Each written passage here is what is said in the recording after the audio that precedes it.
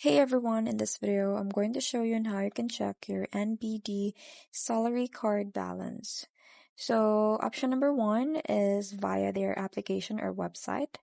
So first, you just have to open the Emirates NBD or ENBD mobile application or log into your online banking.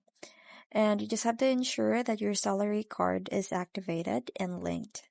So you can locate your card under accounts or cards to view balance and recent transactions. So from there, you can see the balance. It's that easy. And then for option number two is by quick and offline. So this is by using the ATM. So you can visit any Emirates and NBD ATM. And then you just have to insert your salary balance and enter your PIN.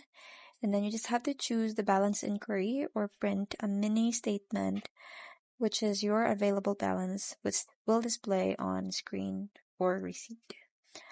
Now you can also have it by phone, and then you can call the 24/7 helpline dedicated to prepaid card. So you can check the phone number on the back of your card or associated onboarding document.